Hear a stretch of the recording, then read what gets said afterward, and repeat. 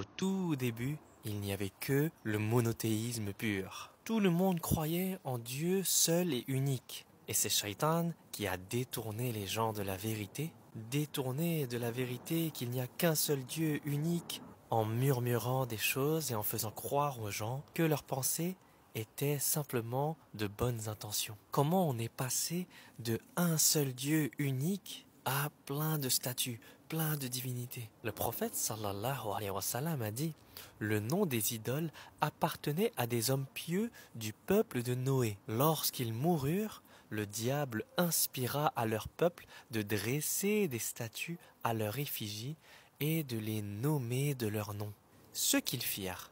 Mais ils ne furent pas adorés jusqu'à ce que ces statues deviennent vénérées par les générations suivantes. Il y avait des gens qui étaient sages, qui étaient pieux. Lorsqu'ils sont morts, Shaitan a murmuré aux gens de faire des statues pour se souvenir de ces gens-là. Et donc ça partait d'une bonne intention. Les gens qui ont fait ces statues ne prenaient pas ces statues pour divinité. C'est les générations d'après. Ils ont pensé que leurs ancêtres priaient ces statues-là. Et ils ont commencé à les adorer, à les vénérer et à demander à ces statues d'intercéder pour eux. Et c'est comme ça que le shirk est apparu. Ça a commencé avec des bonnes intentions, mais sans connaissance du tawhid et sans limite. Et ce schéma-là, il se répète dans toutes les religions, sauf l'islam. Enfin, il y a des sectes en islam qui tombent dans ce panneau malheureusement. Mais du coup, ce n'est pas l'islam.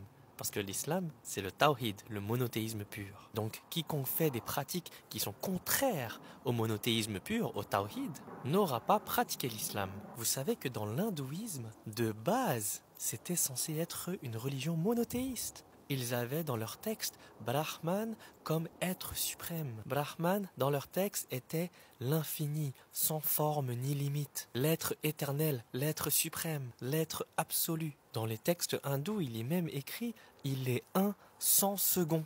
Ce qui décrit un Dieu unique. Mais cela s'est fragmenté avec le temps. Il y a eu l'apparition des divinités secondaires, des avatars, des saints et même des cultes rituels complexes, pleins de statues et de représentations de divinités. C'est exactement comme ce qui s'est produit chez les Arabes, chez les Quraysh. On retrouve la même chose d'association à Dieu dans le christianisme également. Jésus, alayhi salam, prêchait la soumission à Dieu seul et unique. Mais après lui, le message a été déformé. Les gens l'ont considéré comme divinité. Ils ont établi la Trinité. Même les prêtres sont devenus des intermédiaires entre l'humain et Dieu. Des prêtres qui disent avoir des pouvoirs de pardon, de bénédiction, etc. Allah nous le dit dans la Surah At-Tawbah, ayat 31. Ils ont pris leurs rabbins et leurs moines comme seigneurs en dehors d'Allah. Le judaïsme prônait le monothéisme également. Mais avec le temps, les rabbins ont acquis un pouvoir religieux excessif. Ils ont interprété leurs lois à leur guise. Ils ont mis de côté des prophètes. Ils en ont même tué. Ils ont mis de côté la parole de Dieu. Le bouddhisme, c'est un exemple encore plus frappant. Parce que Bouddha n'a jamais voulu être divinisé. Il ne parlait même pas de divinité pour justement éviter la confusion. Mais après sa mort, les gens en ont fait des statues. Les gens l'ont divinisé. Les gens ont commencé à le prier, à demander sa bénédiction. D'autres moines ou sages ont également été divinisés. Le même schéma que ce que Shaitan a fait. C'est un schéma qui se répète. Le monothéisme pur qui se transforme en culte des créatures. Au lieu d'adorer le créateur, les gens adorent les créations, les créatures. Ils mettent un intermédiaire entre eux et le créateur. Et malheureusement, il y a des sectes musulmanes qui font ça également. Ils prient des morts. Ils font des doigts aux saints alors qu'il n'y a pas de saints normalement en islam. Ils demandent à des imams ou des Aouliya d'intercéder pour eux. Ils ont des maîtres spirituels. Alors qu'en islam, il n'y a pas d'intermédiaire entre nous et Allah. Sans la permission d'Allah, ce n'est pas possible. C'est interdit. Allah nous le dit dans Ayat Kursi, qui peut intercéder auprès de lui sans sa permission.